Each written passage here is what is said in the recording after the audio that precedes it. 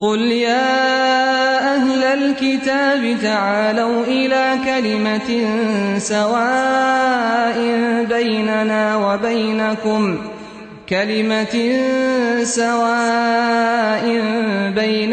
وبينكم ألا نعبد إلا الله ولا نشرك به شيئا. الحمد لله الذي خلقني فهو يهدين، والذي هو يطعمني ويسقين، وإذا مرضت فهو يشفين، والصلاة والسلام على رسوله الأمين وعلى آله وصحبه أجمعين ومن تبعهم بإحسان إلى يوم الدين. أما بعد، قال الله تبارك وتعالى في سورة القدر: إنا أنزلناه في ليلة القدر وما أدراك ما ليلة القدر ليلة القدر خير من 1000 शहर। हज़रात ग्रामी, अल्लाह तबारक व तआला का बे इंतहा शुक्र है कि उसने हमारी ज़िंदगी में एक ऐसा अशरा नसीब किया जिसमें एक ऐसी रात होगी जिसके ताल्लुक़ से अल्लाह तबारक व तआला ने कहा खैरुम मिन 1000 शहर, 1000 महीनों से भी बेहतर है। हम जानते हैं, बस मैं इन ताक रातों में क्या करना चाहिए क्या नहीं करना चाहिए, इन पर छोटी सी बहस करना चाहूँगा। देखिए, नबी करीम सल्लल्लाहु अलैहि वसल्लम का तर्ज अमल ये था कि वैसे तो आप सल्लल्लाहु अलैहि वसल्लम आम रातों में भी तहज्जुद का एहतमाम करते थे, मगर जब आखिरी अशरा दाखिल होता तो हज़रत आयशा सिद्दीक़ा रज़ियल्लाहु अन्हा बयान करती हैं, शद्द मिज़रा, अपनी कमर कस लेते थे, यानी इबादतों के लिए अपने आप को तैयार रखते थे। अभी ताख़रात थी, इसलिए क़ियाम थोड़ा तवील किया गया, रुकू और सुजूद थोड़े तवील किए गए। देखिए, मस्जिद खाली हो गई, थक गए। तो ये हमारे ईमान की कमज़ोरी है। ये वो महीना है जिसमें कुरान की तिलावत ज़्यादा होनी चाहिए। अगर कुरान की तिलावत कर नहीं सकते तो कम से कम ज़्यादा सुनना चाहिए, और हम न कुरान की तिलावत ज़्यादा कर पाते हैं न कुरान की तिलावत ज़्यादा सुन पाते हैं। तो लैलतुल क़द्र को इस अशरे में तलाश करने का हुक्म हुआ है। आखिरी अशरे में लैलतुल क़द्र को तलाश करना है। अब तलाश कैसे करें? अगर वो रात मिल भी गई तो उस रात में हमें क्या करना चाहिए? हज़रत आयशा रज़ियल्लाहु अन्हा नबी करीम सल्लल्लाहु अलैहि वसल्लम से सवाल करती हैं, अल्लाह के नबी, अगर माह रमज़ान के इस आखिरी अशरे में मुझे वो रात मिल जाए, मुझे मालूम हो जाए कि ये रात लैलतुल क़द्र है, ये रात क़द्र वाली रात है, तो मुझे इस रात क्या करना चाहिए? हम जानते हैं, आप में से कोई जवाब कि इस रात में कौन सी दुआ ज्यादा पढ़नी चाहिए? जी, बारकल्लाहु फी इल्मिक। सबको मालूम है, जवाब देने से क्यों कतराते हैं? बारहा पढ़ते हैं। हर रमज़ान के आखिरी अशरे में वितर में एहतमाम होता है, नमाजों के बाद एहतमाम होता है, तरावियों में जो बीच में गैप होती है यहाँ नहीं होती है, जहाँ वक्फा होता है उस वक्त एहतमाम होता है। अल्लाहुम्मा इन्नका अफ़ुव्वुन तुहिब्बुल अफ़्व फ़अफ़ु अन्नी। छोटी सी दुआ है, बड़ी ज़ख़ीम, बड़ी जामिअ दुआ है। हर बंदा चाहता है कि अल्लाह तबारक व तआला उसके गुनाहों को माफ़ कर दे, और इस दुआ में अल्लाह तबारक व तआला बंदे को ये सिखलाया है कि अगर ये दुआ तू करेगा तो अल्लाह तबारक व तआला तेरे गुनाहों को माफ़ करेगा।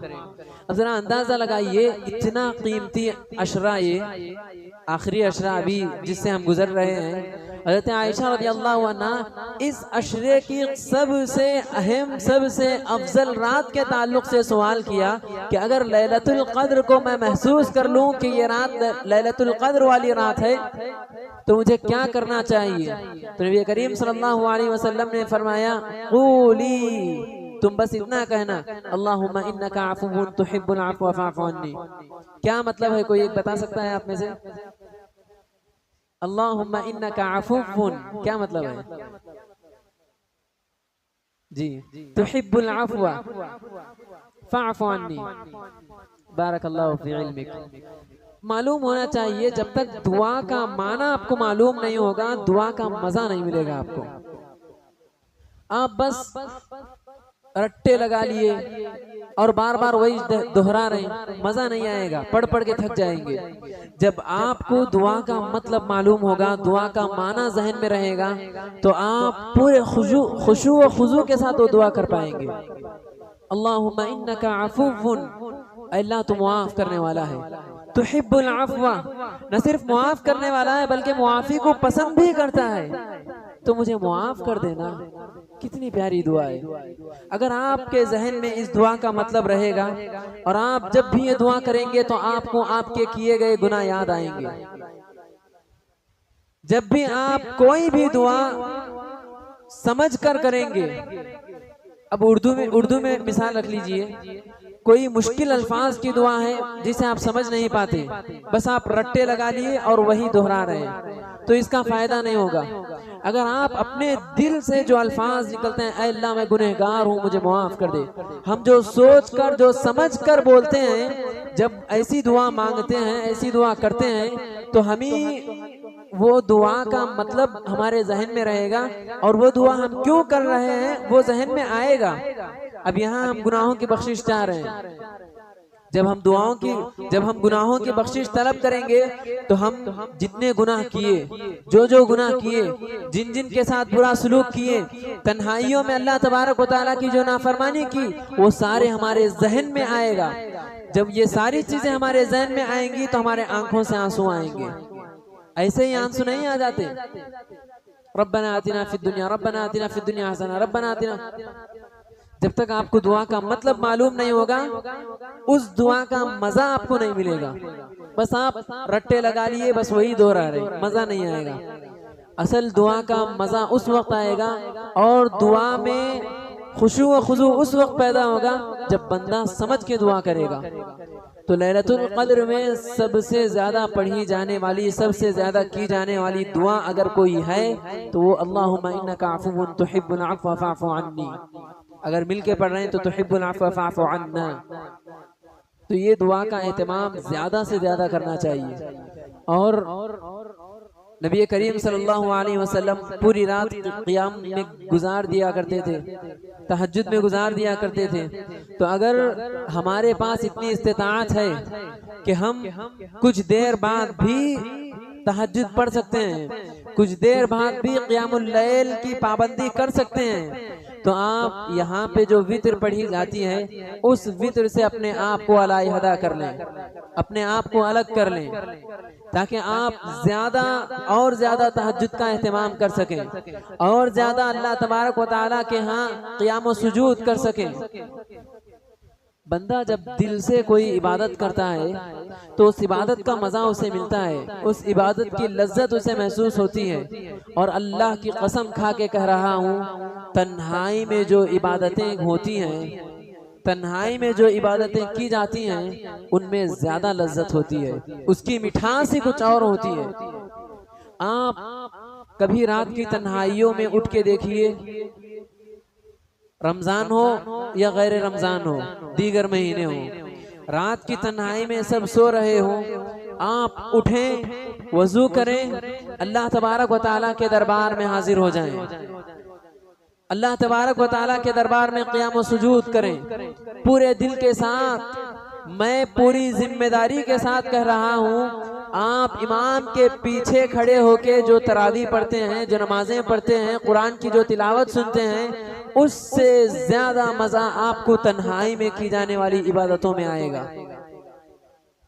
और बंदा जब तन्हाई में इबादतें करता है तो पूरे दिलजमी के साथ करता है। और यहाँ लोगों के सामने बस देखा देखी, चुल्ला फूकी की तरह, भाई वो उन्हें भी पढ़ ले रहा, इन भी पढ़ ले रहा, भाई उन्हें भी पढ़ रहा, भाई कहीं को नहीं पढ़ना बोल के आगे पढ़ लेते। तो तन्हाई में जब हम जाएंगे तो दिल में अल्लाह तबारक व तआला की खशियत हमारे दिल में आएगी, अल्लाह तबारक व तआला का खौफ पैदा होगा। और नबी करीम सल्लल्लाहु अलैहि वसल्लम ने ऐसे शख्स को बशारत दी है, वसल्लू बिल्लैलि वन्नासु नियाम तदखुलुल जन्नत बिसलाम। तुम रातों में उठो, ऐसी हालत में नमाज पढ़ो कि सारे लोग सो रहे हों अगर आप ऐसे तहज्जुद का एहतमाम कर लोगे तदखुलुल जन्नत बिसलाम, सलामती के साथ जन्नत में दाखिल हो जाना। और जो तन्हाइयों में इबादतें कम करता है, इबादतें ही नहीं करता, बस लोगों के सामने उसकी इबादतें हैं, तो रियाकारी का खदशा होता है। क्योंकि बंदा इबादतें अल्लाह के लिए करता है ना। अब वो तन्हाई में इबादत ही नहीं कर रहा है, तन्हाई में अल्लाह तबारक व तआला का जिक्र ही नहीं कर रहा है, बस लोगों के साथ जब आता है, लोगों के साथ जब मिलता है, उसका उठना बैठना लोगों के साथ होता है, वो लोगों को देख के इबादतें कर रहा है, वो लोगों को देख के अल्लाह तबारक व तआला का जिक्र कर रहा है, वो ये देख के कि भाई फलां भी पढ़ रहा है, फलां भी पढ़ रहा है, मुझे भी पढ़ लेना चाहिए। तो ये इसमें रियाकारी का खदशा होता है। लोगों को दिखाने के लिए हम पढ़ रहे होते हैं, लोगों को दिखाने के लिए हम इबादतें कर रहे होते हैं। तो लिहाजा हम ही लोगों के साथ हम जो इबादतें करते हैं, जैसे फ़र्ज नमाज हो गए, सुनन और नवाफिल का एहतमाम हो गया, मस्जिद में आते हैं तो तहियतुल वज़ू या तहियतुल मस्जिद जो पढ़ते हैं, इससे ज़्यादा एहतमाम तन्हाई में होना चाहिए। और ख़ास कर ये जो अशरा, जिस अशरे से हम गुजर रहे हैं, रमज़ान का आखिरी अशरा, मुअतकिफ़ीन को दिल से मैं मुबारकबाद देना चाहता हूँ। अल्लाह आपके एतिकाफ़ को कबूल फरमाए और दीगर लोगों को भी एतिकाफ़ करने की तौफीक दे। एतिकाफ़ ये बहुत अहम ज़रिया है लैलतुल क़द्र को तलाश करने का, खुतबे जुमा में भी कहा गया था।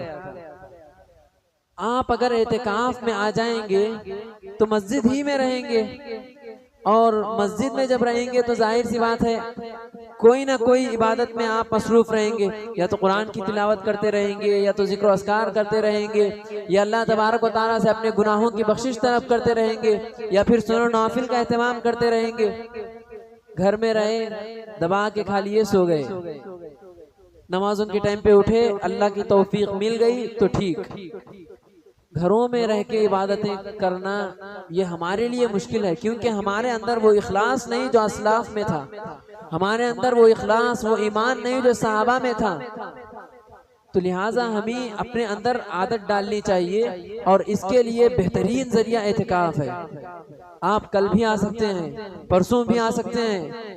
अगर आपका दिल नहीं मान रहा है, आप अपने दिल को मनवा रहे हैं, 3-4 दिन के बाद भी आ सकते हैं, मगर एतिकाफ में आकर देखिए एतिकाफ का क्या मजा होता है। हमेशा अल्लाह तबारक व तआला के जिक्र में मसरूफ बंदे। और मैं मुतकिफीन हजरात से दरख्वास्त करता हूँ कि एतिकाफ का भरपूर फायदा उठाएं। ऐसा ना हो कि कुछ लोग मिल गए, बैठ गए, भाई एतिकाफ को तू क्यों आ गया, तू क्यों आ गया, भाई घर में काम ज्यादा थे इसलिए मैं एतिकाफ को आ गया, भाई फुल परेशानियां थे, दोस्त तंग कर रहे थे इसलिए एतिकाफ। ऐसा नहीं होना चाहिए। आप बैठ गए गपशप में बिजी हैं, आप बैठ गए जोक्स में बिजी हैं, हंसी मजाक चल रही है, ऐसा बिल्कुल नहीं होना चाहिए। मुतकिफीन हज़रात से मेरी दरख्वास्त है, अल्लाह आपको ज़्यादा से ज़्यादा इबादत करने की तौफीक दे। आप एतिकाफ का भरपूर फ़ायदा उठाइए, भरपूर फ़ायदा उठाइए। और जो एतिकाफ में नहीं बैठे हैं, जिनका बैठने का इरादा ही नहीं है, वो कम से कम ताक रातों में मुकम्मल रात जागने का एहतमाम करें। सिर्फ जागने का एहतमाम नहीं, जागने के साथ साथ या तो कुरान की तिलावत में अपने आप को मसरूफ रखें, या जिक्र अस्कार में अपने आप को मसरूफ रखें, या अल्लाह तबारक व तआला से अपने गुनाहों की बख्शिश तलब करते रहें, पूरी रात जागें। आज हम इबादतों के अलावा दोस्तों के साथ जाते हैं तो पूरी रात जागने में कोई दिक्कत महसूस नहीं होती, कोई तकलीफ नहीं होती, मगर जब इबादतों के लिए मस्जिद में ठहरते हैं, रात जागते हैं, तो हम पे नींद गालिब हो जाती है, नींद सवार हो जाती है, और हम थोड़ी इबादत करके थक जाते हैं। तो लिहाजा रमज़ान के इस आखिरी अशरे में भरपूर फ़ायदा उठाना चाहिए। आम दिनों में रमज़ान के जो 2 अशरे गुजर गए, उनसे ज़्यादा इस अशरे में इबादत करनी चाहिए। तो और हज़रत आयशा रज़ियल्लाहु अन्हा की उस हदीस से हमें मालूम होता है कि इस आखिरी अशरे में सबसे ज़्यादा जिस दुआ का एहतमाम करना है, अल्लाहुम्मा इन्नका अफ़ुव्वुन तुहिब्बुल अफ़्व फ़अफ़ु अन्नी। एक बार मिलके बोलिए, देखते हैं कितना दम है। अल्लाहुम्मा इन्नका अफ़ुव्वुन तुहिब्बुल अफ़्व फ़अफ़ु अन्नी। बोलते रहिए कुरान की तिलावत करना है, कुरान की तिलावत करते रहिए, दुआएं करना है, दुआएं करते रहिए, जिक्र अस्कार करना है, जिक्र अस्कार करते रहिए। और तौबा इस्तिग़फ़ार में से नबी करीम सल्लल्लाहु अलैहि वसल्लम ने फरमाया, अस्तग़फ़िरुल्लाह अल्लज़ी ला इलाहा इल्ला हुवल हय्युल क़य्यूम व अतूबु इलैह। इसका जो एहतमाम करेगा अल्लाह तबारक व तआला उसके गुनाहों को मुआफ़ कर देगा, खाह उसके गुनाह समंदर की झांक जो होती है, समंदर में जब लहरें आती हैं तो उसके जरिए जो कफ बनता है, कितना कफ होता है, उस कफ के बराबर, उस झाग के बराबर भी अगर गुनाह है तो अल्लाह तबारक व तआला उसको माफ करता है। तो लिहाजा बंदा मोमिन को चाहिए कि इस अशरे में सबसे ज्यादा अपने गुनाहों को मिटवाने की फिक्र होनी चाहिए। हम वो हदीस भी जानते हैं, नबी करीम सल्लल्लाहु अलैहि वसल्लम जुम्मे के दिन मेंबर पे चढ़ रहे थे तो आमीन कहा। सहाबा ने सवाल किया, अल्लाह के नबी आपने 3 दफा आमीन कहा, तो उसमें से नबी करीम सल्लल्लाहु अलैहि वसल्लम एक आमीन कहने की ये वजह बतलाई कि हज़रत जिब्रील अलैहिस्सलाम मेरे पास आए थे और उन लोगों के लिए बद्दुआ किए जो माह रमजान को पाए, माह रमजान उनकी जिंदगी में आए मगर माह रमजान के आने के बाद भी वो अपने गुनाहों को मुआफ न करवा सके। अगर हम अपने गुनाहों को मुआफ़ करवाते हैं तो ये हमारे लिए खुशखबरी है। अगर हम अपने गुनाहों को मुआफ़ नहीं करवाते हैं तो हज़रत जिब्रील अमीन की बद्दुआ हमें लगेगी, जिसमें नबी करीम सल्लल्लाहु अलैहि वसल्लम ने आमीन कहा था। उस शख्स की नाक खाक आलूद हो जाए, यानी वो शख्स मिट्टी में मिल जाए, जिल्लत और रुसवाई की जिंदगी उसकी हो, जो माह रमजान को पाए और अपने गुनाहों की बख्शिश न करवा सके। तो लिहाजा हम नहीं जानते हमारे ये 20 दिनों की इबादतें अल्लाह कबूल किया या नहीं, मगर अल्लाह तबारक व तआला से दिल से दुआ है अल्लाह तबारक व तआला हमारी इन इबादतों को कबूल फरमाए। मगर ये जो 10 दिन बाकी रह गए हैं, 8-9 दिन जो बाकी रह गए हैं, इन दिनों में अपने गुनाहों को मिटवाने की पूरी कोशिश करनी चाहिए ताकि हम इस हज़रत जिब्रील अमीन की बद्दुआ से बच सकें और अल्लाह तबारक व तआला के यहाँ जब जाएं तो गुनाहों से पाक होके जाएं। तो लिहाजा इन्हीं बातों पे एक और मर्तबा बतौर याद दहानी कहना चाहूँगा, जो मोतकिफ नहीं है, एतिकाफ में नहीं बैठे हैं, वो कम से कम ताक रातों में मुकम्मल जागने की कोशिश करें। तरावी पढ़ें तो घर उस वक्त जाएं जब आप सहरी के लिए जाएं। ऐसा नहीं कि भाई तरावी पढ़ लिए, चलो अब जाके थोड़ी देर सो के आएंगे फिर उसके बाद कुछ पढ़ लेंगे।